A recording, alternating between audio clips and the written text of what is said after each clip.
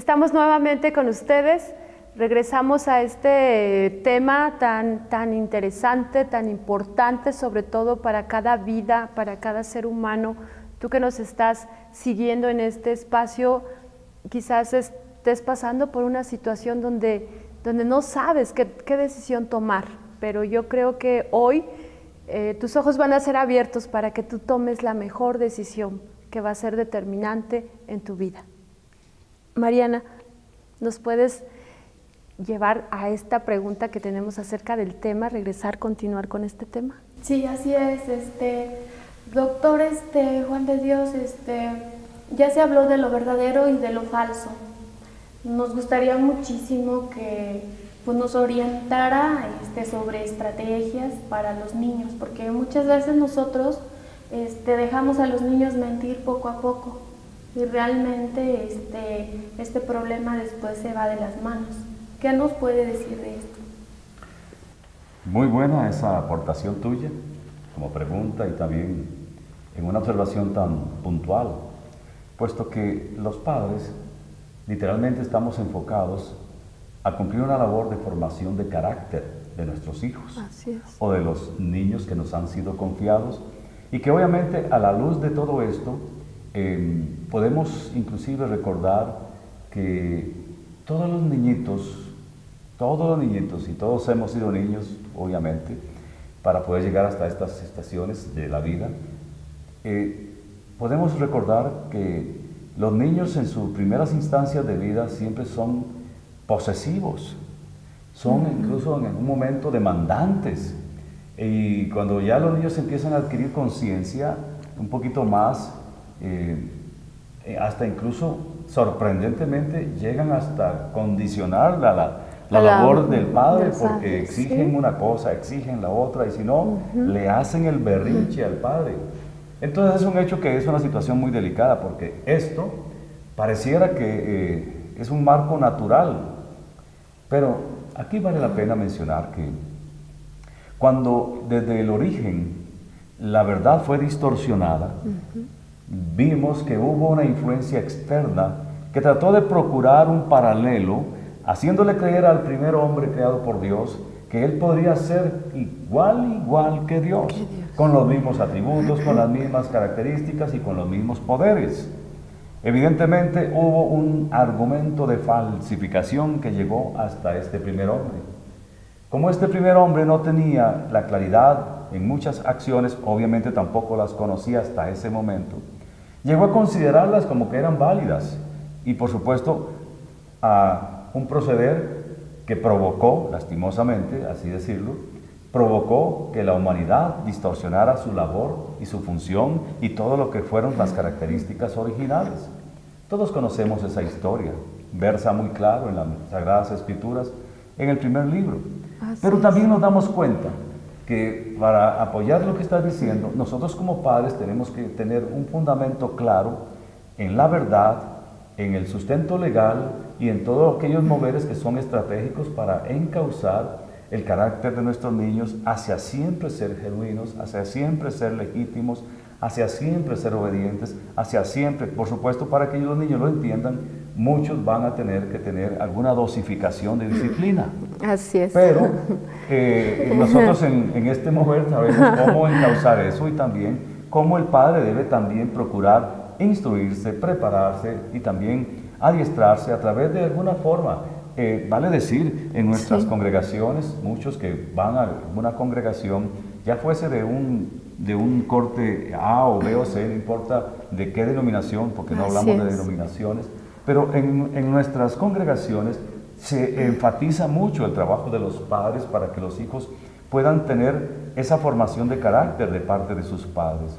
Pero sucede que el problema es que hay muchísima actitud evasiva de los padres para cumplir ese rol de formación de carácter. La paternidad es muy profunda y lleva muchas cosas que van implícitas en la formación del carácter de nuestros hijos.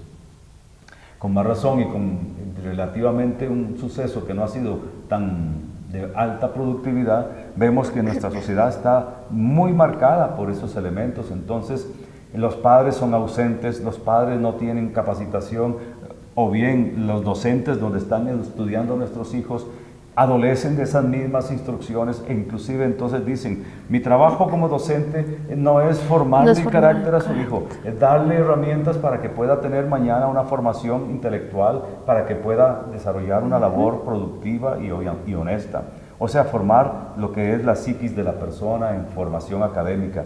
Pero ese trabajo de los docentes también es complementario, porque nosotros hacemos un trabajo desde nuestros hogares y nuestros sitios de comunión cuando caminamos por la instrucción de la palabra que nos lleva a conocer extremos A hacia lo B y viceversa, es decir, donde tenemos claridad de las instrucciones, como dice la misma Escritura. Por ejemplo, uno de los proverbios más hermosos o pasajes de los libros de los proverbios es el que está versado en el capítulo 22, verso 6, que dice instruye al niño en su camino y aun cuando fuere viejo o grande, nunca se saldrá de su camino.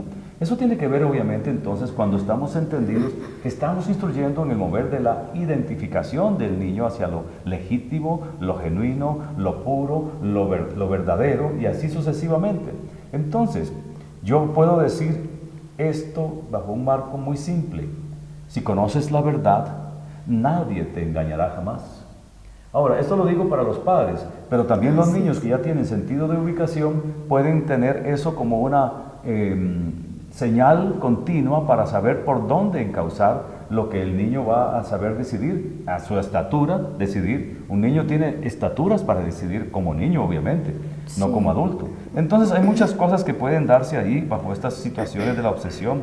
Y yo quisiera decir cosas tal vez muy puntuales. ¿Cuáles son aquellas influencias donde estás expuesto a que la obsesión, la mentira, esté haciendo mella en nuestras conductas y nuestros procederes diarios de la vida?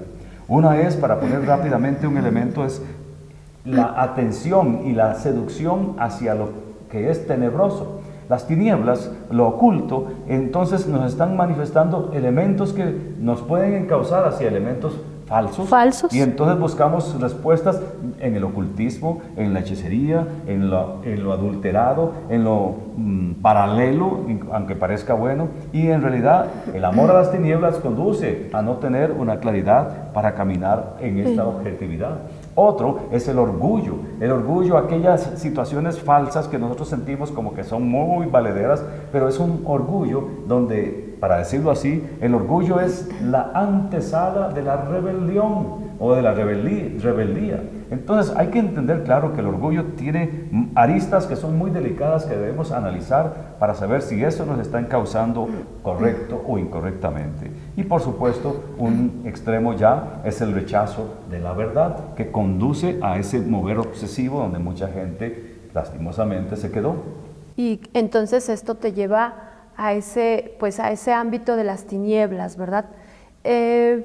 Pues estamos concluyendo este tiempo, pero ¿qué nos podría decir, doctor, acerca de, para concluir, para que todos nuestros televidentes puedan realmente tener ese discernimiento, para que puedan discernir entre lo verdadero y lo falso?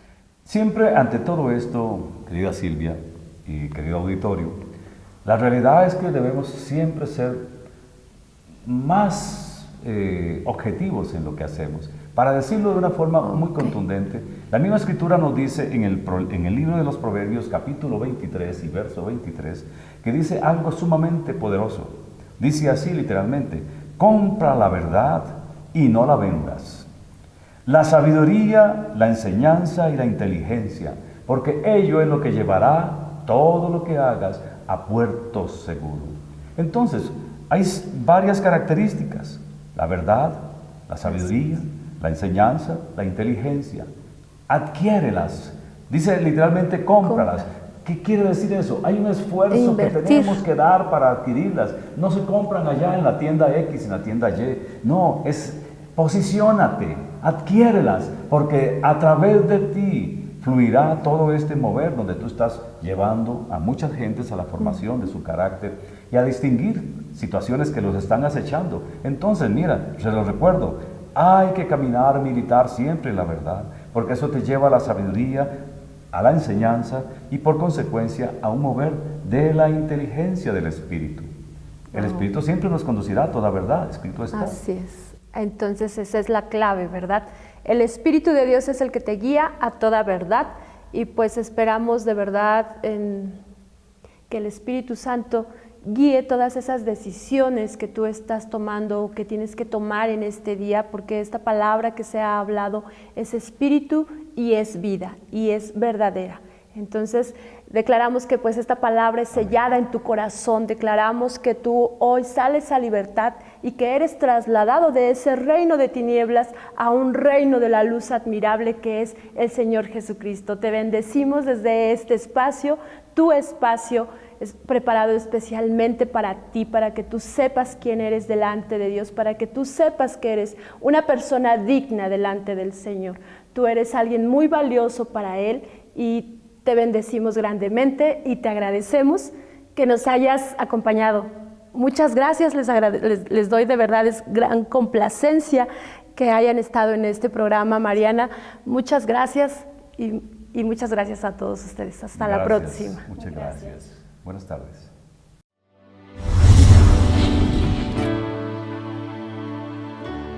Tengo dos excusas en mi mente para recortar mi día y a mi casa regresar. Son un par de mágicas princesas